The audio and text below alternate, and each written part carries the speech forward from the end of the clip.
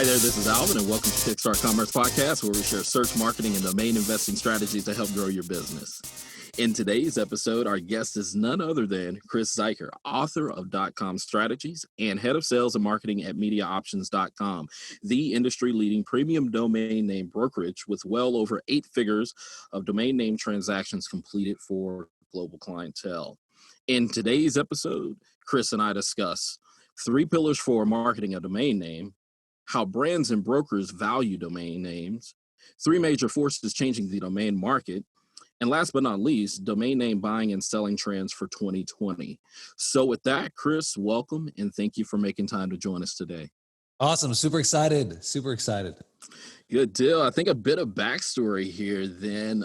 So roughly 2 years ago, I attended NamesCon for the first time and rather stumbled up on Chris passing by. You shared a brief pleasantry of introducing one another and got to talking, and so have kind of, I guess, followed one another at a distance, if you say, over the last couple of years, and so thought that, hey, this would make a great time to do a interview and episode. So, hey, awesome. To kick things off, Chris, share with the listeners a bit about yourself, who you are, your professional and personal background. Cool. So I think that was either my first or second time to NamesCon, and it was interesting. Really? Super new to the industry as well. Oh, wow. So it was love at first sight. Exactly, man. Exactly. Well, you're just a guy that you can get along with, Thank you. And it was interesting because, I came into the industry in just a much different fashion than probably everyone in your audience. I came in on the sales side, not the investor side. Now I came in, I managed over $100 million businesses, anywhere from like $35 to $100 million business units selling to Walmart, Target, and Sam's Club. I managed the P&L that include marketing budget. My marketing budget, I had a marketing budget of $4 million. Employees calling to me. And so I just had a much different mindset, right? Right.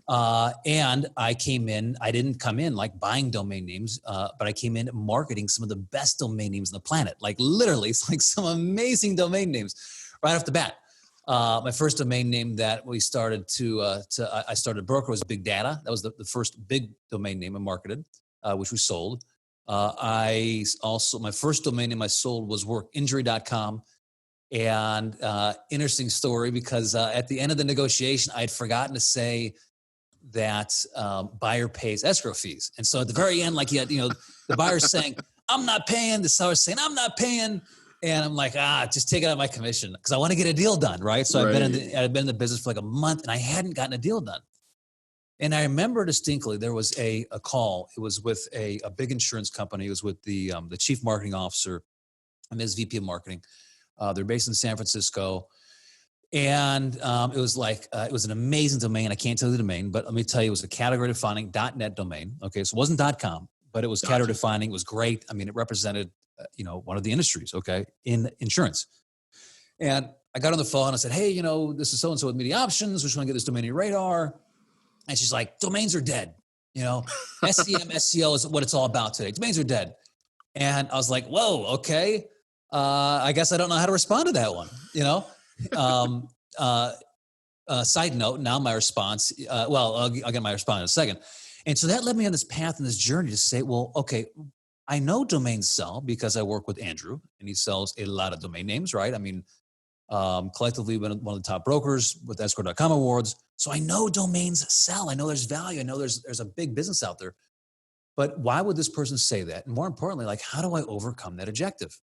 And so that's really this path and this journey that I've been on over the last 5 years is to really systematize, process this, come up with the frames that help me to sell as many domains as possible to the right buyer at the right time and to really explain the market for domain names. Now, quick side note, fast forward 5 years, right. And now I got a similar response. I was talking to someone just the other day and he's like, hey, Chris, it was basically this domain name was one word. It was their brand.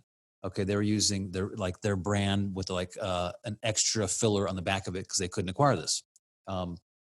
And we were getting into negotiations and he's like, well, we were at this rate before. There was the 400,000, 500,000. He's like, but my a marketing, we got a new marketing person and they're saying that domain names just aren't valuable. And I said, listen, fire them right now. I said, if they're new, they're telling you that, you need to fire them, because I work with the best and the top marketers in the world. And I can tell you that domain names are foundational. It's a foundational asset to your business. It's like this direct interaction. We can get into the 7 dimensions in a second here. I said, fire them, and I turned the tables and they're like, oh. So I've actually used that several times on people, like you flip the frame. You're like, listen, what you think is not true. And so, part of this journey that I've been on is I call it global view. And what's the global view of people, of founders, of startups, of when you're reaching out to them on domain name or when they're ready to purchase a domain name? Okay. Right. And that global view is different depending upon the where what the business is in the marketplace. Okay. So I talk about the market for domain names and I put it into a pyramid. Right. Alvin, are you still good for me to go here? Am I on a roll? Okay. No, you're good. Okay. So what I do is I put that in a pyramid and I look, if you look at like the volume that's done, it's done on the lower tier domain names, right? And that's what I call like your lifestyle startup, maybe it's your charity startup, right? Your nonprofit startup. That's the very bottom of this tier. Okay. Listen, I relate it to this. I did a blog on this several years ago on Media Options. It's a good blog. The guy that's leasing surfboards on Waikiki Beach, he's probably been there 25 years, has like 15 surfboards. I think he even has a website when I checked this story. He doesn't need a great domain name. What's that? Because it's lifestyle. He's making like, he's happy to make, $100 cash a day. You know what I'm saying? Gotcha. So it's a lifestyle business, right? It's just there for your lifestyle. Maybe it's about you and your goats, or maybe it's you and your chickens, or maybe it's you and, whatever thing that you have at your mommy blog, whatever. The reality is that it's just there for a lifestyle, right? It's a hobby. Okay. Now this next tier of in this marketplace is your small business hobbyist. Now I equate the small business hobbyist to a lot of the domains that sell in the $2,000 to $5,000, $7,000 range, right? This is that person that's just miserable in their job, right? They're laid up at night, they're drinking beer, they're playing, I don't know, watching Netflix or something. They're like, I got to do something different. I'm miserable. I hate my boss, and they come with this idea for a business. I'm like, I got to get the domain name. And they go out and they search the domain is $2,000 to $5,000. And guess what? They have $7,000 left on their credit card. And there's a buy it now button there. And boom, they buy it now, right? Because that domain name makes their vision tangible. Okay. They feel good about taking that action. Now, the reality is that probably 99% of them don't ever do anything with that domain. And it comes down to, well, I've got this great idea for this domain, but that moved them forward. Okay. Maybe that got them out of a bad spot. I don't know. There's no, I was in that position at one point. So I get it. I totally get it. So that's why it's important to have a buy it now on your site, because that person wakes up the next morning is like, whoa, I drank way too much beer last night. Dang it, I can't return that domain, right? Or whatever it is, right? Right. And that story is not actually true, but you follow the logic behind that. Okay, that's your small business hobbyist, or maybe they are kind of leaning in, but that $3,000 to $5,000 range, that's where they're at, right? Because and it would be different too if you think about it from the standpoint of, if I'm having to negotiate, I can back out. Because there's no skin in the game, versus if it's already that buy it now, like you said, I've already committed, and I'm well past that point of transaction. Yeah. And if you think about it too much, they'll think about themselves out of that. And so at the smaller range, you're better off just to have that buy it now function, just so they can buy it and get it over with quick, right? Because the worldview, you got to understand the worldview, right? The worldview doesn't really involve strategy. Okay, if there's not much logic in that, it's more the emotional, the hype, and I'm taking my first step, okay? Because the domain name for most companies, guess what? At this small business hobbyist, their first step is saying, I'm starting a business. Right. Their domain name, right? And if it's available, all the better. Yeah. Excitement, adrenaline rush, everything hits at that moment. Yeah. So that bottom tier is like $0 to $100, right? Usually the bottom tier is registration. This tier, you can go up to it's 5 to 7. I've seen, this go up to 10,000, maybe 12,000, but usually these are those GoDaddy sales. When you look at them, when you hear them with their sales, this is the $3,000 to $5,000 range, right? Gotcha. And that's why, right? You got to get into psychology. So from there you moved and by all means, this isn't this is just my interpretation of the market. Okay.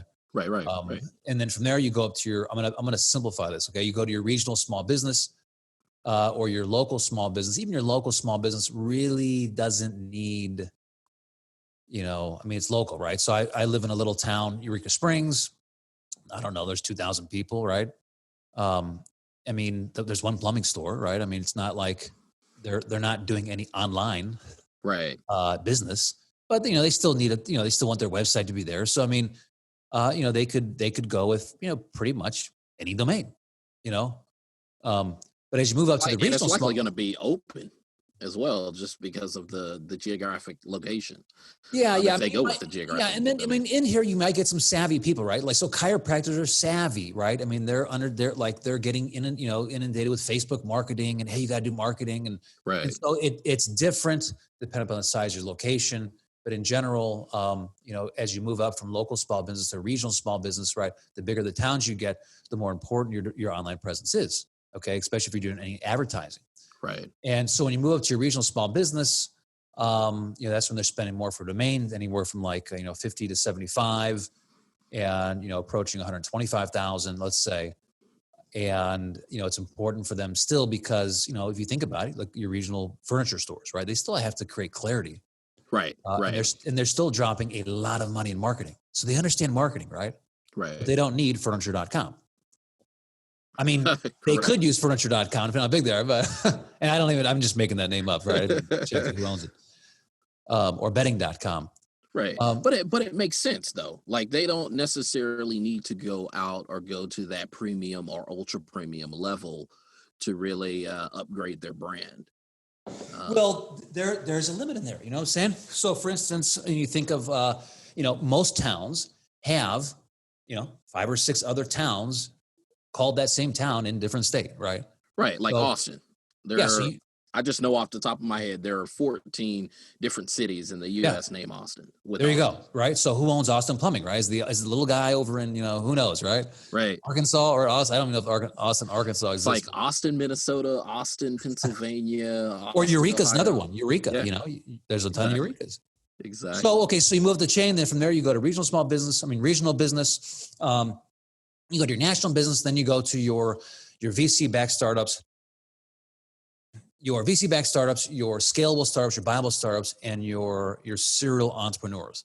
They're the market that I've really been targeting over the last 5 years, because that's the market that buys one word, two word, category defining, the 2-letter, the 3-letter. It's really that. And market. Why is that? Well, because at that point, I mean, there's big money in the line, right? I mean, a lot of their objective is to scale it and sell it. Like Ring.com, right? Selling $1 billion. And so they understand the power of marketing. They understand the power of like the national presence. But really, Alvin, that's a great segue into the 7 dimensions. The 7 dimensions. I don't even think we've hit the first topic yet, have we? No. But this is good. This is good though. Okay. And so, I mean, in terms of those dimensions, like you said, it's kind of like, I think about it from a Ring. Let's take that as an example. Ring.com, they're doing good. They're making money. But at the end of the day, I'm like, well, why should they even really upgrade? Obviously, they end up being sold to Amazon, but, kind of make sense. It's like, okay, well, you would expect someone who wants to actually grow their business to make that upgrade versus, hey, I need the upgrade and I got purchased. Right. Because it wasn't after that, if I remember correctly, of them purchasing Ring.com, that then they wound up getting purchased. Right. And so I can't. Well, I can't necessarily remember what it was. Okay. Well, what was that? The Ring.com story? Yeah. So it's just really getting down to the bottom of just going, why are the bigger conglomerates actually willing to go out and spend what they spend for those, ultra premium or ultra level domain names? Right. Okay. So that was the same question I had, because it's like, okay, well, I mean, if I'm going to sell this, I've got to believe it. I've got to have a framework to how to explain this. And that framework, I came up with my 7 dimensions to a domain name. Now, I can tell you this, like VCs, board of directors, startups, they wouldn't purchase their domain name if there wasn't an impact, if there wasn't a very real, tangible return on investment, because it would make sense. And so, yes, there's a very real, tangible aspect. I call it the buyer's framework, or the buyer's frame to purchasing a domain. I actually did a YouTube video on that, so check out my YouTube video, and I can hit that in a second. The frame as far as how to look at it, because a domain purchase is logical, right? There's a bit of logic. It has to make logical sense. You can't take your domain to the board of directors and say, "Hey, listen, guys, this domain is like beachfront property.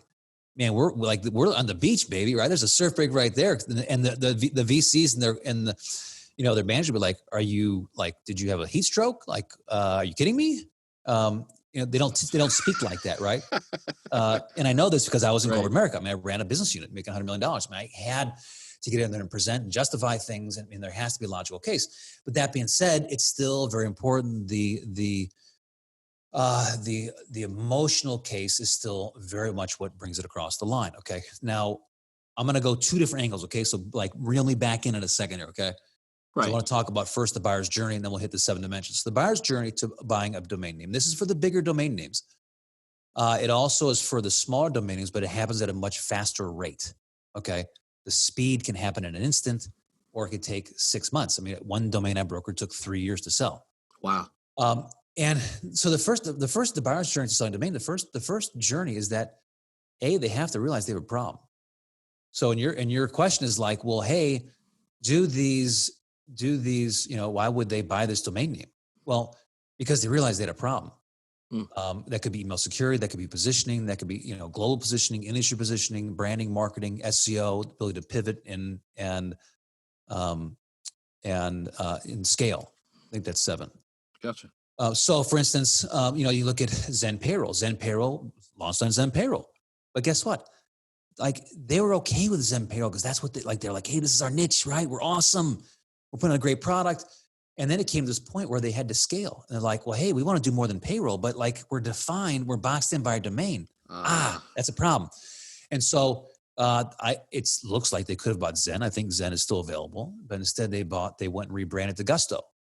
Well, why? Okay. Well, first of all, it's a very personal decision, is kind of what they wanted, but because Gusto gives them room to grow and room to scale. And so that's one of the main reasons why you want to, your domain was very impactful to your ability to scale. If you're something power or something, your first launch, well, guess what?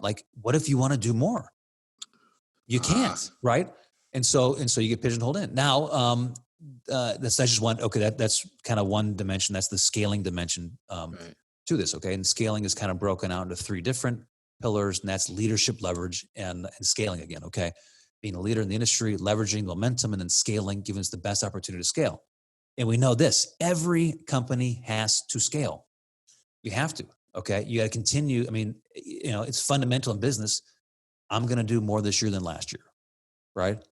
Now you magnify that by the amount of money that's going in, by the amount of startups that are out there. And I tell you what, Alvin, I mean, it's like, wow, if you're not on warp speed, your competition is going to blaze a trail right over you. Because, the amount of competition, especially for search, for mind share, is getting more, and our attention span is getting less, right? Right. So number 1, you got to know you have a problem. Number 2, you have to believe and be committed to what you're building. So it's one thing to know, I've got a problem, because I talked to founders. I talked to a major bank, the other day, a banking company, and they're like, we got a problem. Like, our emails are going to another company, and we know that we got major email bleed. And I'm like, well, okay. I'm like, yeah, you got a problem. I said, but the email bleed, it's not just email bleed. Email bleed is indicative of traffic. It's indicative of mind share. It's indicative of positioning, because they're thinking of this other brand.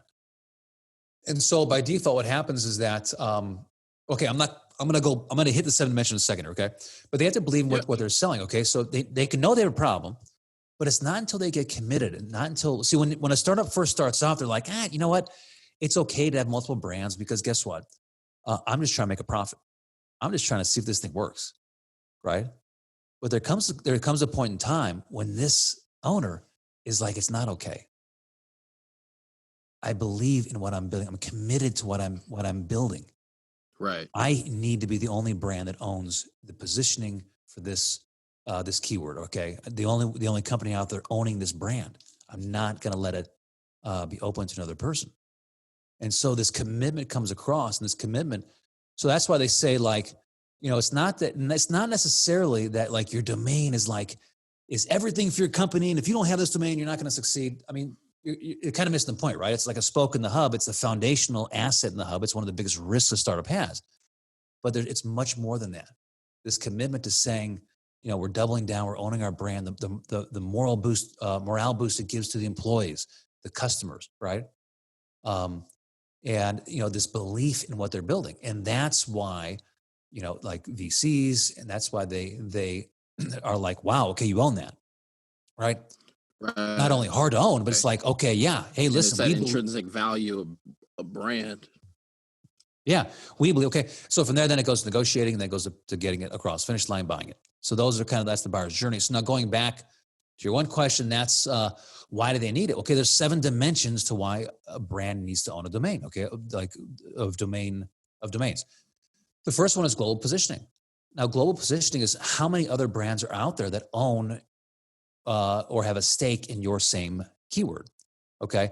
And at this point, owners are like, hey, man, but I own a trademark. And I'm like, cool, I own a trademark too. Great. Awesome. There's 45 different trademark classes. You know that, right? Like, you can do insurance, you can do, pool cleaning, you can do, whatever. Like your trademark class does not keep another business out.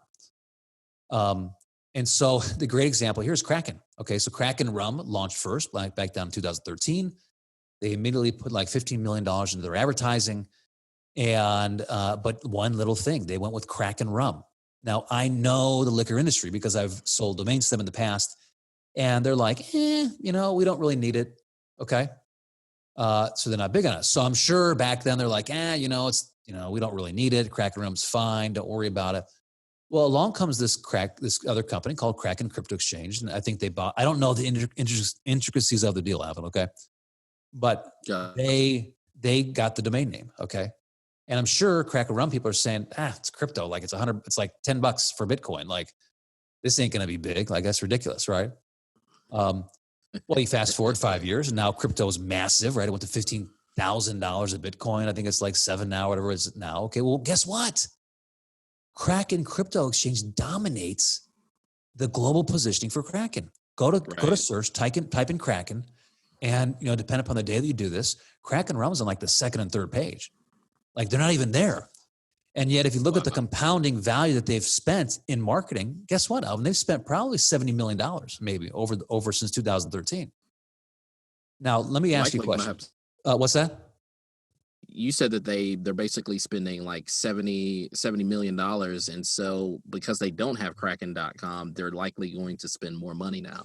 Yeah. So okay, I'm just estimating that. Okay, estimate they spent $15 million the first year. What they spend an ongoing? I mean, it's a cool brand. Maybe they tailor it down. I don't know. But let's say it's $50 to $70 million. Okay, as the total amount. Over a summation of that dollars over the year. Let me ask you a question.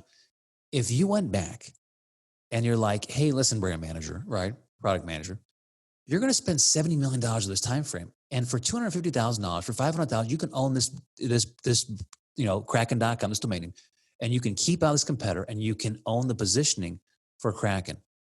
Do you think they would do it? Yeah. Yeah. And if they don't, fire them, right? If they don't fire them, it's like, of course, it's a no-brainer, right? It's a no-brainer. Of course, you buy it. Now, what I say their marketing is today, it's called direct response marketing. It's like it's in and it's out. It's like, bloop, we're out there. And then as soon as they're done, it's dead. It doesn't exist because they don't have the momentum for Kraken, right? Now, if you type in Kraken Rum, I'm sure if you get specific, but I mean, their brand is Kraken. Rum is the descriptor of what their product is. It's rum, okay? But their brand is Kraken, okay? And people confuse that. So that's called global positioning. And that happens in every single industry, okay? In every single, brand to some extent. And so that's why you want to own the .com in the shortest possible fashion, because you own the leadership position for that brand. And what I tell startups, like, listen, like this is the biggest risk you have because who knows who's going to buy this? But I can tell you this, like depending upon the size of the domain name, it's going to be someone that's well-funded. It's going to be someone that understands marketing. They're going to come in and they're going to quickly dominate the global position for this keyword. And you're going to end up paying money every single year as a halo effect to this other company because you've created confusion in your brand. And not only that, you're going to have to speak about your brand in a negative light because you're going to have to say, hey, don't go over there, go over here, right? We're not cracking, we're cracking rum, okay? Right. Now you magnify that, okay, depend upon the industry, depend upon the company, and that's a massive negative pre-frame for your brand. Because what you're doing is you're constantly putting this other brand in the forefront, okay? Now, the same thing happens when a customer is, so that's your employee, right? The same thing happens with the customer. They're looking, and they see purple, they see an ad for purple, right? Or they see an ad for carrot. And they're like, okay, that's carrot.co, but hold on a second. I know carrot.com. Wow, okay, that, and so they have to do this mental gymnastics in their brain to say, no, okay, that's, that's not the .com, the leadership, that's over here, right? And so what happens is that your message gets diluted. The impact from your marketing gets diluted because you've created confusion, and confusion kills, okay? So my thesis in domaining is that your domain name equals your brand equity. At the end of the day, it's about brand equity. It's about this thought of trust, of loyalty, of conversion, of profit, about creating long-term customers in a brand that has incredible value. Okay. Okay. That's the first dimension. I don't know. Do we have time to go over more dimensions? Yeah. No. We have time. Okay. So that's global positioning. The next one is leadership positioning. And that's how do you match up to the other people in your industry? Okay. So let's say you're tryquilt.com, and everyone else is these one word domains, and they own the essence of their domain. Well, guess what? You look like the perpetual startup, right? You look like the brand that is subpar. Now, people will say, well, it doesn't matter because, it's about search and this, that. I said, listen, we automatically have to make decisions in our brain and rank. It's simplicity, okay? There's a study by Reese, I always say Reese, but I'm not sure exactly who it was. But go over to Reese.com, and there's a study that he did back in the 70s with leadership positioning. And basically, like, if you ask someone a question, like, hey, tell me your rank the, or tell me, like, the top 5, or, the top automakers. Well, guess what? You end up ranking them most of the time, right? Right? Yeah. Yeah. So we rank things in our brain. So by essence, when people look on search, they're looking at you. Okay. They're looking at who you are and what you are and making that evaluation. Now it's interesting. I just saw on my phone the other day that Google is taking out URLs and just kind of bringing in like the very essence of them. So that it's interesting that they're doing that. But in the end, you still have to find, that in the end, that almost creates as much confusion because when people go to direct traffic, they're going to assume you own the .com, right? And so they're going to type in this other competitor. So there's going to be a halo effect. It's like you just can't get around it. I mean, domain names are important for positioning, and we crave simplicity. And the more confusion that you bring, the more the harder you make it for your customer. Simplicity is in creating an effortless path. Your customer is rewarded with trust. Trust is rewarded with conversion, which leads to brand equity. Okay, got it. So you get the formula. Mm-hmm. Okay, so leadership position. There's branding. Who owns the brand? The story of Carrot.com is interesting because great story, by the way. Give the guy a backlink.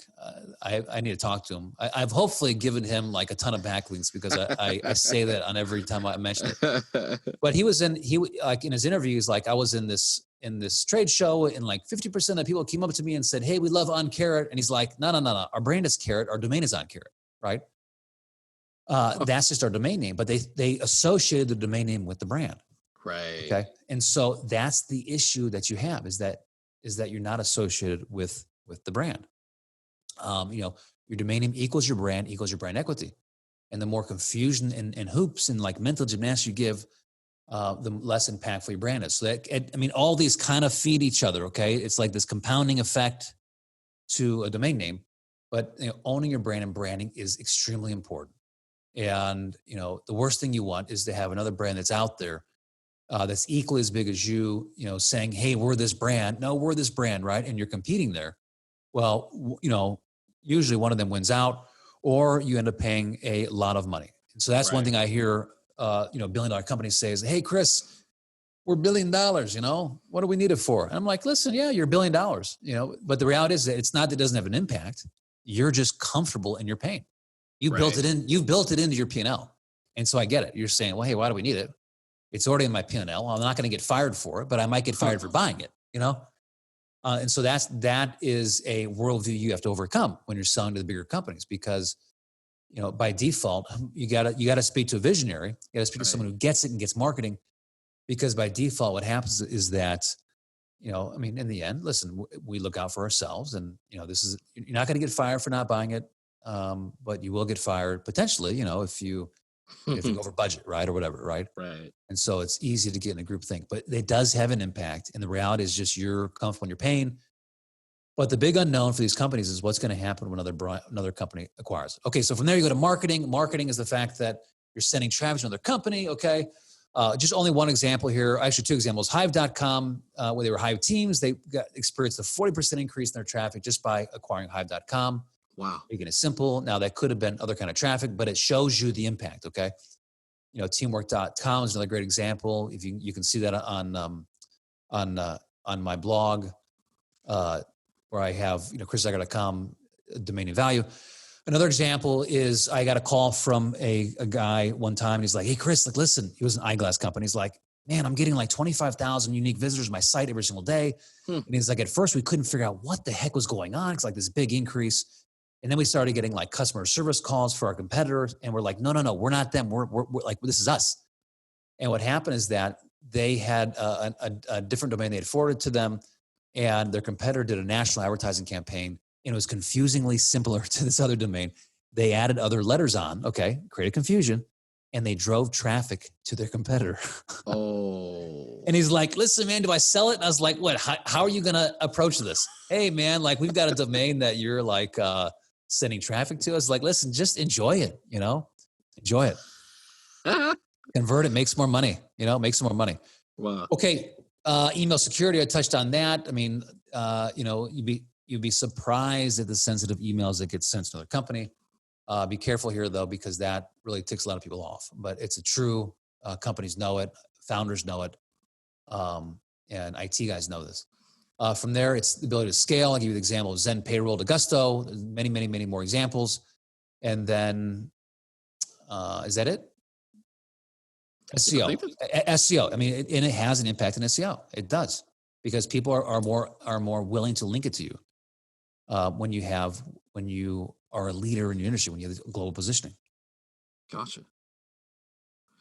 Now that makes sense. It's when you think about it from those perspectives, oftentimes I think it's the domain investors are often guilty for falling in love or being intoxicated, overly intoxicated with their domain name being the biggest and brightest star out there, not really ever taking, I guess you'd say, a step back, if you will, to really think about that domain through the lens in which you just explained it through the 7 different perspectives.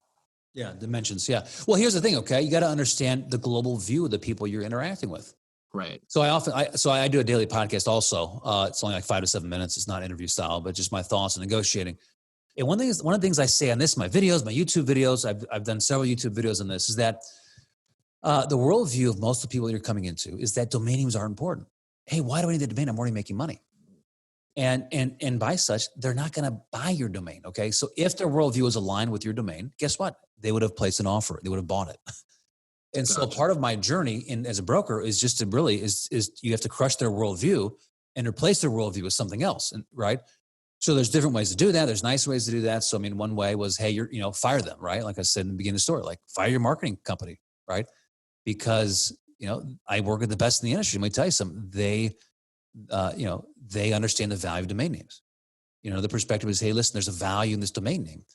There's some value this domain name has for your brand. My job is to figure out and help you to figure out that value. That value equals the domain name. Then you need to buy this domain name. But let me tell you this. When you do this analysis, you're going to see that this domain name is worth maybe 2x, 5x, 10x, maybe even 100x what they're asking for the domain name. This is truly a steal for your brand. Okay, so to get them through the buyer's formula, to make that logical case for owning their domain name. No, that makes sense. That makes perfect sense. So then, in terms of kind of moving right along here, so helping to frame the minds of domain investors as they look or seek help from domain brokers, as well as if whether they're going through a domain broker or they're going directly to a customer themselves, help frame up the three pillars of marketing a domain. I know we had the 7 dimensions that are there, but then in terms of give us those. What are the 3 V's that a domain investor should be thinking about at the Okay. time of purchasing or when they're Yes. going forward, to make that pitch? Cool. So I look at this, my frame is the 3 V's. Okay. I say, not Gary V, the 3 V's. First V is valuation. Okay. It's valuation, visibility, viability. Okay. If you price your domain in a different galaxy, and in this galaxy, you're the only one that lives there, you're the only one that can get there, you're never going to sell your domain name. Okay. What do you mean? My domain's not worth $5 million? Yeah. No, seriously. And so there has to be a strategy. Now, at this point, I hear like, well, hey, Chris, so-and-so sold their domain for, $1 million, $2 million. And I'm like, yeah, I get it. But like those big investors, they have a strategy. Okay. Number one, they have FU money. Okay. Which helps. Number 2, they have a strategy to how they price things, and they're going after a specific buyer type. Okay. Now let me explain this. So on valuation, there's 3 different pillars, and I can't get into it in depth too much here, but go to my YouTube channel. There's like domain name value. There's somewhere over there. Also, I did a blog post. It's like chriszuiker.com/domain-name-value. Okay. Gotcha. Now, here's the thing. Okay. These, like the first pillar is raw equity. Okay. It's the formula is this: raw equity, brand equity, perceived equity.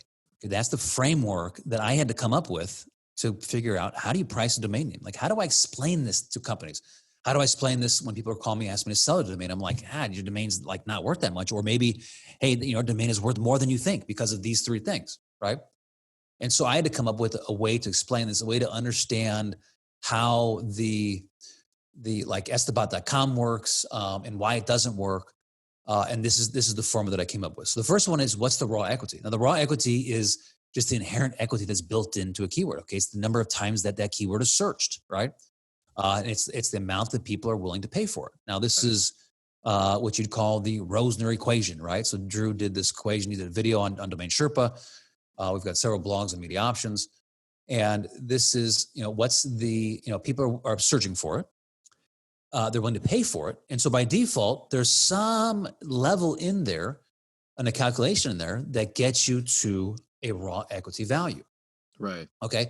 Because they're paying for that keyword. Okay. So why wouldn't they want to own the domain? Now that even if you, that then extends beyond that industry. So for instance, bluejeans.com. I mean, do you know what bluejeans.com is? Isn't that like I want to say conferencing software, Yeah, right? Yeah. Hey, I mean, I actually hate the domain. Right. But that's kind of like Cabbage, right? Cabbage.com, which is... Yeah, exactly. So what happens is that raw equity then it's like, it's a combination of the searches, but it goes beyond just that industry. And that's what I try to explain. Like when we're brokering, let's say a industry specific domain, it's like, listen, they're like, hey, we know the players, they're not going to pay it. I'm like, listen, you missed the point. Like, you have a domain that has momentum behind it. Okay. Goodwill associated with it, momentum that attracts other industries, that attracts other people because, okay, it's like Carrot. Okay. Well, hey, Chris, and maybe when they first started out, they're reaching out to carrot producers. I don't know, right? And they're like, no carrot producer is going to pay that. And you're like, yeah, but it's carrot, right? I mean, it's symbolic for money and whatever else and fertility and, and so, yeah, it had value. Okay. So that's what we call raw equity. So raw equity is a number that you can kind of put your finger on. And that's the number that like Estabat uses and the different valuation tools use. Okay. And is that, I guess, is Estabat the only tool that do you use Estabat or? I use Estabat daily. Okay. Yeah. And then I guess, are there any other tools that you've used that you've found to work or not work? No, I mean, I use SEMrush and I use Estabat. Okay. Now I use Estabat and I just use it for I first of all see what it values the domain at. And then I look at the Overture ranking. I look at the exact match, the search rankings, the CPC, and then I kind of bounce that off of SEMrush to see who's more accurate. And I kind of go from there. So, But that's raw equity. Okay, so there's raw equity in your domain name. Okay, it's a calculation. I mean, on the very macro level, it's the search by times the CPC multiplied by like 25%. Okay, assuming that you got up in the first page of search. Now, there's a lot of factors that'll cut that price significantly. If your domain is long, if your domain is more than one word, if your domain is 3 words, like you're cutting it back, almost 75, 8%, right? So a lot of things will cut that back to the point where there's still a lot of like levers, but my point is that there's raw equity in a domain. Okay. If it makes sense. Okay. Right. If it's completely like, off, then no, there's no raw equity. Okay. So, I mean, it's gotta make sense, but from there you go to brand equity. Now, brand equity is how many brands are out there that call themselves and are in this industry. Okay. So, look at like a carrot.com. There's 10 companies that call themselves Carrot that have raised over like $1 million, I think. Right. Look at hive.com. There's over like, 12 companies that call themselves Hive in some variation that have raised over $1 million. Okay. That's what you call brand equity. And so by brand equity, remember that equation earlier, your domain equals your brand equals your brand equity. Well, then what that does is that adds another increase to the value of your domain name potentially. Okay. And so the more brands that are out there, the more kind of equity that's built in there, the more equity they've already built into their brand. So the more they're willing to pay. Okay. So that puts like another layer. Now from there you go to perceived equity. Okay. Now perceived equity is why a voice.com sold for $30 million. Right. He's a Bitcoin billionaire. I think, Bitcoin went from like 3,000 to 6,000. So he probably had another a couple $100 million lying around. Right.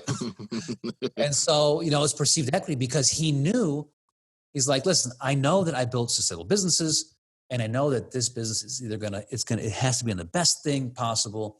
And if I'm done, this company is going to be worth billions and billions of dollars and this investment is going to be nothing. Okay. So that's where you get your serial entrepreneurs that are willing to go above and beyond. Let's say they have no brand equity yet in this brand, but like, hey, listen, I'm willing to pay above this. Okay. Because of the simple fact that, it's perceived equity of what I'm building. It's this intangibleness. Okay. It's the perception of as far as what this domain is going to be worth to my company, my branding. And I've done this in the past and I know that my domain, so for instance, look at ring.com, right? Jamie spent $1 million on Ring. Now, and he had a payout of $1 billion, right? He said the domain alone is worth like $45 million. Now, wow. Do you think in his next venture, what do you think he's going to do when he decides on a brand? You think he's going to go back to like getdoorbot.com again? No. Of course not. Yeah, of course not. Because he's got experience. He's got perception as far as the value, what he's building and what it's worth to his brand. So he's going to put money down, most likely, and he's going to get a great brand because he has the experience. So that's kind of maybe like we'll do it on a different podcast, but like the 3 market forces to like why, domain names and like how to look at them. Right. But it's this thought of this social interaction that more and more founders and companies are getting it, and they're understand they need to own the leadership position for their brand and for their industry. Gotcha. And so then, so you have the valuation. So then I guess visibility and the viability. Okay. Yeah. Sorry. So that's valuation. So make sure you're pricing it right. Then from there you go to visibility. It's like, you got to get it in front of, actually, I'm going to switch this up a little bit. Okay. Yeah. I'm going to go viability. You have to have it in front of the right companies. Okay. Your domain attracts who it attracts. Gotcha. If your domain name, like let's say it's like 3 words, whatever, and you're like, nah, but listen, man, Amazon needs this. And it's like, listen, that domain name doesn't attract an Amazon. That domain name attracts your small business hobbyist. That's who it attracts. Okay. I'm sorry, but like that's the reality. Like they're just not going to come along. Amazon has Amazon. These bigger companies, most people think, hey, if only these big companies knew about it, they buy it. And I'm like, listen, I know all the big companies. I can tell you they won't buy it because they're investing in their brand and it's timing for marketing. So it's good to get on the radar. But the reality is that they're not, your domain just doesn't attract them, right? It doesn't attract the strategy and where they're at. And so you have to make sure you get it in front of the right companies. Now, here's the thing is that, how do you get it in front of the companies at that small business hobbyist level? Right. Like it's impossible, right? So that's why you got to have it on one of the platforms. That's why you have to have it on like FT. I like FT sites. I think they're super clear and simple. I think you can put a buy now function on it. I get no affiliate for that, although that'd be cool if they gave that out. But that's that's why it's important to get it out there, because you have to have, it comes down to the second thing is visibility. You have to get it in front of them. Okay. And you got to get it in front of the right contact. And I talk a lot about how, you can reach out to the CEO, the VP of marketing, the product manager, and a lower level marketing person, and then the IT guy. Right. And you might get 5 no's from all of them. And yet the CEO is like, man, how much is that? And so what I found is that most of the time the IT person doesn't get it. Right. Now listen, if you are the IT person, and if you understand domain names, you can leverage that to get a seat at the table, leadership, and a seat at the table. Okay. And so I tell every IT person like this, like the biggest strategic advantage you have in your career is understanding domain names, because man, you do that. Now you're talking to marketing. Now you're talking to the CEO. Now you're bringing up real opportunities, and you're showing that, hey, you're getting a seat at the conversation as far as strategies, because domain names are at the heart. They're at the heart of scaling. They're at the heart of a company's strategic growth. Okay. So you got to make sure it's the right company, and you got to make sure you're getting the right person. Okay. If you're getting it from the wrong company, it doesn't matter. And so, that's an interesting point. So then it's really, viability is really about the right company, right person, right timing. Yes. Yeah. So, and then there's a timing impact in there, right? So, I mean, there's this worldview, you got to change the worldview. There's timing, there's strategies. And so what happens, and I talk about this all the time because I just see it over and over again. Listen, there's a timing to domains. Okay. And what happens is that, like, let's say we reach out on a domain name, or someone reaches out and they give an offer. What happens is that like this false sense of security, this false sense of value creeps into the buyer, to the owner a lot of times, where they think, yeah, man, my domain's worth like 10 million. Listen, I got $1 million offer on this. Like, it's worth 3 million. I'm going to hold on for 3 million. And yet you've never received maybe another offer close ever. Okay. You get you end up getting this this false sense of value, and you pass on it. And let me tell you something. I've seen this over and over and over again, where domain owners pass on their perfect offer, and it just never comes, because it's like domain names in essence. Okay. Even the good domain names, there's a perfect buyer. Now, how many buyers out there do you think are going to spend $30 million for voice.com? Yeah. I mean, you might say that's one. Yeah. One. Yeah. And so maybe what happens? Two. No, one. Absolutely one. I mean, you know what I'm saying? It's like, I know this because I talked to many of the founders, right? So you have to put that in perspective. How many, if you pass on this, consider the possibility this is this is the highest offer. Now, this, okay? Let's say over the years, you've gotten like 30 offers in at $20,000. Okay. Listen, that by default probably isn't the top, right? Right. But the problem comes when you want liquidity. You're like, man, I need liquidity. And I'm like, well, listen, like, your domain is worth this on the liquid market. And like, but I got this. Okay, I talked to one owner. He was he got an offer on his domain. It was one word domain name, and I want to say it was like $3 million. I can't even remember the name. It was like 5 letters. And he's like, he got this offer on like back in 2010 when things were going crazy. And he's like, yeah, I kind of passed because I wanted 10 million. And I was like, well, how'd that go for you? He's like, yeah, I haven't received another offer close to it ever since. I'm like, yeah. I was like, I would put your domain maybe at 500, like 350 to 500,000 on a good day, you passed on that. You should have taken it. And so there's this, so when you need liquidity, you just can't get it. Now think about the return. I like to say domains are an asset. And your goal in life is to manage your assets, to continue to increase your assets and increase your net worth over and over and over again. So you have this compounding effect. Okay. Right. And so the question is, hey, where can I take this and leverage this somewhere else? If you can't leverage it somewhere else, well, then I get it. But in most cases, you can leverage it somewhere else. Okay. I mean, for some people, maybe it's paying down debt. For other people, maybe it's investing in their business. There's multiple ways. Let's say you're a business owner and you acquired someone and someone's bringing an offer for $250,000. Maybe that $250,000 buys you 3 more employees. That'll be worth, $2 million for you. Okay. Is that a good investment to sell it? Well, of course it is. Right. And so that's what you want to think about. And I completely forgot how I got on this tangent. So then let me ask you this: in that, because there is that one side that we go, okay, hey, there is that one buyer for that domain, but then if that person lets that one opportunity pass, then kind of help me understand.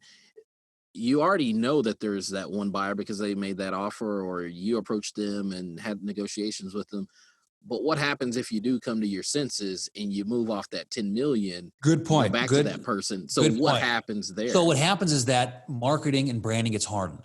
Okay. So it's this thought that I've already said, that when it gets hardened, and what happens is that they already build the pain potentially into their structure, or they've already moved on to a different brand. Let's say they're rebranding, let's say they're going to a new sub-brand, right? And so they just no longer need it anymore. So have you had situations though where, let's just say in this hypothetical case, I had a domain out there, a .com, one word, I put it for 3 million. You're like, you're out of your mind. You're probably going to only get 300,000 maybe, and that's wishing, but an offer comes along, 250, I pass on it. I wait 6 months, come back.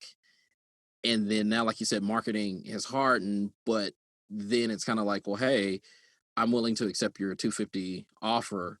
Do you find that most people are willing to work with that offer, or in my experience, most of the time they walk, Now that being said, let's say it's like their brand. Let's say it's like a carrot.com, right? Mm-hmm. I have sold domains out there that have gotten across the finish line. So that can, listen, it can take place, right? But now what happens is that now you're out of leverage, right? Wow. Because now you're coming to them, right? So the best domain investors, you look at them, what do? They don't outbound. They wait for someone to come in. And when someone comes in, they price their domains at that perceived equity level. Okay. And they know their domains are worth that. Now, listen, I work with some of the best also, and not every domain is priced at that. Okay. They price the domains at that perceived level for the quality of the domain name. Okay. And that's the key. Okay. Because some domains are priced 100,000, some 75, some 3 million, some 10 million. Right. And, so the question is, so we get people coming to us saying, hey, Chris, I've got this domain name. We've had offers, and we want you to take it and see if you can leverage it. I want to get really in this range. And in that case, yes, we do get some of them to step up to a higher amount, or it's not usually the same amount, because then they wouldn't use us. But I'm just thinking of a domain recently that happened with. I mean, we ended up getting, significantly more. Right. Because we were brokering it, because we created momentum for it, because quite honestly, I mean, it was going to sell either to them or to their competitor. And so they realized, wow, okay, yeah, this is, we're working with the best here. We better buy this. So it can happen, but what I found is that it depends on length. It depends on domain name. And, it's still a big gamble and a big risk, because a lot of times they've moved on. They've deployed their capital somewhere else. They don't have the capital anymore. And maybe that business idea has just gone out and they've already gone a different direction. So that's interesting. You just brought something up, and I don't even know if you even realized it, but it's the I guess, for lack of better wording here, the value badge of partnership. So if I stand alone by myself and attempt to sell this domain, it's one price. But if I come along and get somebody like a Media Options that's out in front of me, it's a total different perception. Yeah, because my goal is to sell a domain name, and it's going to sell. And so if you could put it in my hands, like, you can be guaranteed that every company that's the right fit is going to know about it. And, we just move domains. Now, here's the thing. Okay. And here's like that first question you had is like, do you use a domain broker? Do you not use a domain broker? It depends on your domain name, right? It depends on how you're operating. Right. The leverage to hiring a domain broker is that we can say things that necessarily the owner can't. We can educate in a different way. Okay. If you try to do this, it could come across as you, like with animosity. It could come across in a much different level. They just kind of expect it from domain brokers, right? It's just, it's just expected from the broker. Hey, they're going to push, right? Because that's their job. I get it. And so, there's some level of kind of good cop, bad cop in there. Okay. Gotcha. To where you can really leverage that. But there's also, I mean, the biggest thing is that you know that you're with a professional that's going to get it. It's going to get it eyeballs on. It's going to get that visibility. You're going to get all three of the V's, right? It's going to be priced right. You're going to get the right front companies, and you're going to get the right people that can make a decision. And the key is that it's just a matter of time. And good domain name is going to sell when it comes in the right hands. You get all three of those V's matched. Right, and it's interesting. I'm a visual person here. I'm thinking of an equilateral triangle for the three V's. It's like when all of those are matched just right, you end up with, I guess you'd say, the quintessential or the perfect deal. But if any one of those gets off, you either kind of you kind of skew the deal in a non-perfect way in terms of realizing what you possibly could have realized from a value standpoint. Right. Got it. Yes, there's a very real benefit because, are you going to say fire your marketer? You may not have that frame because you haven't said it, but I've said it over and over again, right? So I can say it. I can say it in a way that's joking, but still serious, right? Right. Listen, you got to fire them. Fire them right now. I'm telling you, because they're no good. I don't know if the marketer was listening, but that would have been pretty embarrassing if they were, No worries. So then kind of moving on here towards this last topic. So let's talk about 2020. I mean, it's the end of 2019. Obviously, I'm assuming here just based on what I've seen through Twitter, Media Options has had a good year. You've had a great year. So let's talk about what do you see on the horizon for 2020 in terms of domain name buying and selling trends? What should investors be on the lookout for? So, I'd say, really get in and follow the trends in your specific industry. Like what are the trends that are happening? So maybe, make sure you're on marketing blogs, Ad Age, startup blogs, right? To see where investments is coming in.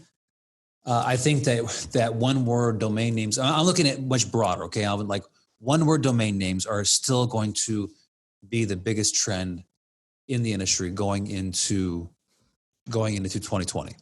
Gotcha. And they're going to continue to have a broader appeal to different industries, not necessarily in their own industry. I have multiple startups coming to me today looking for brands, and it's one of the most difficult things and agonizing things, knowing you got to launch this product, this company, but you just can't get that brand that's like, spot on. Right. Right. And so, one word domains interesting. I think that, just in general, I think some category-defined domain names are going to come back, and they're going to come back in style. Logical question is what categories? I can't really tell you, right? But I can tell you that they find your niche, find your industry. So it's interesting. One, I have people approach me for domains in the medical space, and they're like, "Hey, Chris, this is a great domain." And it's like, listen, I get it. Okay. We sold flu.com. Okay. So I know pretty much every single major player in the industry. Okay. But I said, I jumped on a marketing blog in that industry once, and they were going through the fact that companies were going from symptom-based domains in marketing to branded-based domains in marketing. Okay. The pendulum swung back. Now, I haven't checked it out recently, but at some point that's going to swing back, right? So every industry has this swing to it, right? That is going to take place. But in general, I'm still very bullish on domain names, and I think it's a matter of finding niches that are really taking off. Don't necessarily go crazy in the niche. Pick some good domain names, but I can tell you that there's a lot of deals that are still out to be had in that $5 to $7, that $3 to $7,000 range. And if you get enough of those, you can make some real money. Gotcha. And so a lot of this is, because you're not talking, like you said, you're specifically talking oneword.com. And so obviously if you're investing in 3-word or even 4-word, which, like I said, you're kind of out there on a ledge, if you will, but bringing it back in, from a domain investing standpoint of moving from 3-word to 2-word to 1-word, ultimately, what would you suggest for someone that's saying, hey, I want to get to that oneword.com, but how do I begin to strategize to get there? That's fair. So, I mean, I would say go back to the domain valuation and look at the raw equity. What's the essence of the raw equity of your domain? What it represents? Is it how we speak, right? Right. And look for those gems that have good raw equity. There's search that are out there that's coming that are willing to pay for that keyword. I still think there's a lot of great domain. I don't have them off the top of my head, Alvin, because I'm swamped and I'm trying to close several deals. But I do see it. I see domains that I like. I'm like, wow, I really like that domain, Right. So, I mean, pay attention to the raw equity and pay attention to the brand equity. How many brands are out there? How many domains are out there? And I think that, if there's no raw equity in the domain or the series domains or maybe like a close offshoot, well then, tough time, right? You got to make sure that you're not adding the S to it and the S doesn't kill the value. Like I see some domains, it's like they added the S to the first word and it's like, well, it's just not how we speak. Yeah. Or adding, or what about the whole proposition now? I know Drew would definitely have an opinion of this, but adding a Z or replacing the S with the Z. So let's say you have joyrides.com. Instead of the S on the end, you have a Z. That would be your small business hobbyist, right? Correct. I mean, it could sell, but I mean, it's just not. I mean, I wouldn't put money there. I'd rather you go for 2 to 3 word domains that have raw equity. Right. Okay. And I can't give you examples. I wish I could. Right. No worries. But once again, it's like when people come to me and they show me the domains, I'm like, okay, well, let me look at. So let me give you one. Let me just throw one out here. I'll be vulnerable, and I don't care, if I get the bat or whatever. So. Oh man, I can't be mean to you now. Okay. So what about makeagreatdeal.com? I mean, I like it. I sense some hesitation. No, I like it. I'm just trying to think. Once again, it's like those deals. They're just hard to find people to market for. It's not that there's not value. It's not that you can't. It's not that it's like it's how we speak, right? Right. So I would say, let me look at it here. Do you have a Buy It Now page up? No, I don't think that I do. But it was just one of the ones that came to mind that I was like, okay, what about makeagreatdeal.com? But like you said, I mean, it's about, speak. So that's good. I'm talking like, industry, maybe more industry type words. Correct. Type. So you think of domains, right? There's brand, there's sub-brand, there's marketing, and there's defensive, right? Those are the 3 major reasons why someone buys a domain name, right? It's for a brand, their main brand. It's for a sub-brand, right? It's a company that owns multiple brands, looking to scale.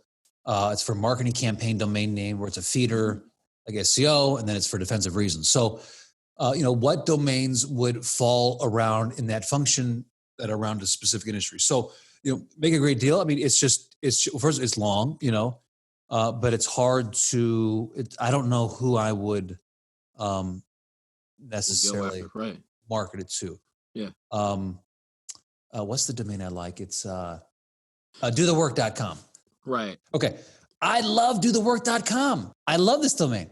I love it. I would love to buy it from him. This guy's a great marketer too, by the way. You're like, he switched up to his wife, but and he has badass agents. That's his other domain. Gotcha. So, that's his brand. It's pretty good. I mean, I think this is great. Do the work. It's how we speak, right? How many companies would love to have that? So I think, Make a Great Deal. I mean, that could be, it could be along the similar lines to someone, that's a personality type. I just don't know. It'd be difficult to figure out, who that would come up, who would be the perfect buyer. But I'd say, with that, maybe, get a Buy It Now page, maybe put a little bit of content or text around it. There's content, maybe a picture. I've seen some good ones done with like a picture, like, whoa, that's beautiful. Right. And so they're helping it out from a contextual standpoint, or helping the person visualize, dream what it could be. Because once again, right, those small domains are about emotions. Right. Got it. Okay. It's not about logical cases there in a sense, but logical case is much smaller because depending upon what you're asking for the domain, it's not as big. And so the logical case doesn't have to be. The logical case is I've got money in my bank account, I'm going to do this, right? And so it's like emotions, like it gets them excited. So that's where it can help. But it can also hurt you if you're too niche. But I mean, in general, and it's just, I'm sure other people disagree with me, but that's just my thought, right? Right. On the bigger domains, it may not be as helpful in the bigger domains, but on the small domains, it could help. Got it. But yeah, like do the work. I love that one. And, once again, like, different industries, like is real estate, that's always going to be hot. Insurance is always going to be hot. Medicine, AI, AI is a difficult one because, I don't know of many smaller companies doing AI. Right. I mean, they're usually big, right? I mean, I don't even, I couldn't even, they're so much smarter than me. I don't know, like how many AI companies can you have, right? You can have a couple of big ones, but in the end, like how many players will be in that industry versus you go to other industries, there's more players, more people get involved. Health is always going to be huge, right? What about pharma? Because, pharma names seem like they're like 5, 6, maybe 7 characters long. And for whatever reason, they're pronounceable. Right. But their options are just unlimited, right? It's like, I've got no idea how they come up with their names. That'd be a cool, I'm sure. Right. Listen, I came across this marketing blog once and it was super neat. I can't even tell you which one it was, but I mean, like they had it was like a conference and they just kind of laid out all this stuff. And I was like, wow, it's really neat. Like how the marketing and how it was pivoting and how it was symptom going back to branded. And it gave me a lot of perspective into the industry. But yeah, so I would say, there's still things to be had. Someone I follow on LinkedIn, he bought cleansleeping.com. Huh. And that was a great price. I like that one, right? Or what about here's another one that I have, Sneeze Less. So symptom-based, right? Right. So symptom-based and so it would have to be, you'd have to get product. Yeah. So you'd have to get in front of you'd have to get in front of the right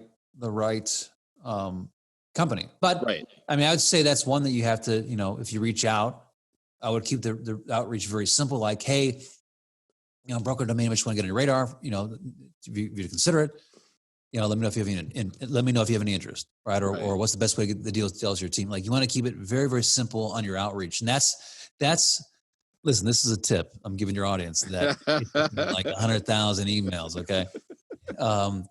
And by default, what you're looking for is you're looking for the person to lean in. Okay. You're looking for that leaning in. You're looking for, and you're paying attention to what their worldview is when you're presenting it.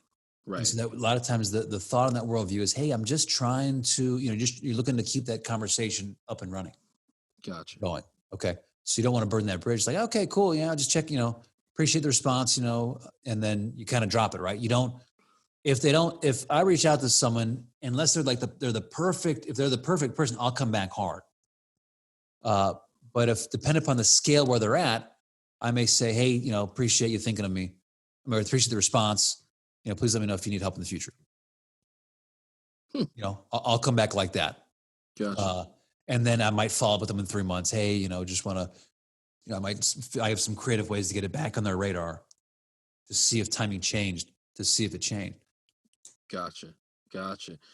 Well, then I guess in terms of wrapping up, I got 3 final questions for you. The first being, what would your advice be to someone wanting to start domain investing? I would say there's still opportunity. I would say go on over to namebio.com and download the app and go through there's a quiz there that you can take with like what domain sold for. Nice. And like a game and just play that game.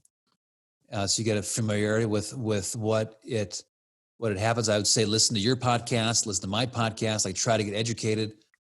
And Domain Sherpa. Yeah. Domain Sherpa. Yeah. Domain Sherpa is a great resource because they go over the domains, what they sold for. So I would say, give yourself some time, like really before you go deep, into like categories, deep into industries. And you're like, I bought 50 domains in this one, around this one, thing. Take your time, right? And when you say time, like how much time would you recommend? Some people it's like, oh, a couple weeks, or it's a year, some it's 3 months. Okay, what I mean take your time is like don't jump all, like you're gonna make mistakes, but make sure you limit those mistakes. Got you. Okay. So I see. So not a time limit. Yeah, I mean, the reality is that the arbitrage is out there, but it's not out there to where you think, right? Like, well, hey, no one's got this one extension. This, I don't know. I don't want to point one out, but like this one, I'm going to register all these one words in this one extension. And then you're like, look, these are great. And then people are like, well, the reason why they're registered is no one wanted them, because they didn't sell. So just take your time in that aspect, really, educate yourself. And I would rather see you get some good quality domains than domains that aren't as much quality. So come back to that raw equity. Gotcha. So think about how people talk about it. Think about how many companies are out there in that industry, and arbitrage is there, the ability is there, but just make sure that you get quality domains and make sure that there's some raw equity. So I hope that makes sense. No, that makes perfect sense. So, so obviously definitely take that advice for what it's worth, domain investors, but then kind of shifting here to brands that are either on the verge of, they're doing a startup or they're upgrading or even possibly divesting a domain name. What would your advice be to them as they prepare to enter into that sort of, transaction, if you will? Okay. I just want to jump really quick back to the other question. Yeah. There was a video, I think a video done by GoDaddy at the last NamesCon that was super good. And it went over exactly what they would recommend doing to get in the industry. And the fact that like, if you had like a 1% churn on your domains, how you pick them up, how you evaluate them. And so go back and look at that video. I want to say I saw it on YouTube somewhere. And I don't know if it was Paul Nichols, if that's the gentleman's name or not.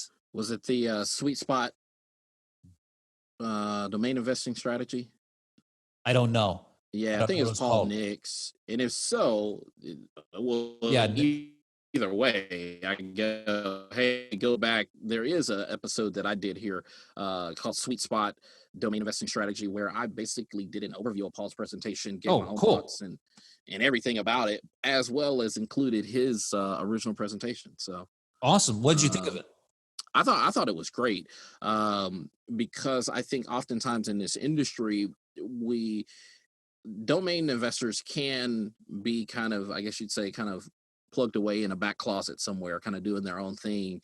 And I thought that the information that he provided, especially the metrics around how many domains, they would recommend buying in terms of what that strategy is and what the sweet spot was from a pricing standpoint to a actual converting of sales, excuse me. Yeah. And so I thought that was, if, like you said, if you're coming into the industry, that's one great place to start from. I thought that was a great, I might even go back and watch myself. Let me shoot me over the link to your podcast. I will. I want to make sure, because that really was a great story. So back to the other question, what would I do? I would say, like, if you look at carrot.com, they said, hey, they wish they would have used a broker. You look at, there was another one, several big domain purchases this past year. The owner said, they wish they would have gotten a broker involved because they end up, paying too much money for their domain name. And some of it was just how the interaction went about and what happened. But I would say, if you are, you're going to want to, it always helps to get an expert in the field. I would say reach out to me. Well, speaking of reaching out to you, so how can everybody, brands, investors, and brokers, how can they contact you and where? Man, I appreciate that, Alvin. That was not planned, by the way, everyone. No, so you can reach out to me at chriszuiker.com and at mediaoptions.com. So mediaoptions.com, you can see all the stuff we have there. And then chriszuiker.com, I do my daily podcast over there. And that's Zuiker, Zuiker, right? Yes, thanks, Al. Yeah, Chris, Zuiker at .com, and then mediaoptions.com. Gotcha. So I would look at those two. And I would just say this, like, it's, your domain name is, I think, one of the it's an asset. It's a strategic asset. It's not a marketing expense, and it can be resold again if your business doesn't work. But it is one of the I think the best investments a company can make, especially because most companies are online today, and it's the interactions, the pathway. It's about creating an effortless path for your customer. Awesome. And with that, I mean, that's a perfect way to put a bow onto this episode. And so, I mean, with that, we're out of time. So, Chris, man, hey, thank you again for joining us today and sharing. Yeah, I enjoyed it. Your domain investing brokering journey and experience, as well as wisdom and insight, for how to best assess and value buying and selling domain names. Awesome. Enjoyed it. Most definitely. And thank you, listeners, for tuning in to Kickstart Commerce, where we share search marketing and domain name strategies to help grow your business. Please subscribe to this podcast via iTunes, Google Play, Stitcher, or Podbean. Last but not least, please visit kickstartcommerce.com to subscribe to the weekly newsletter sharing tips and tricks about the disciplines of digital strategy. So thanks, and that's all for now.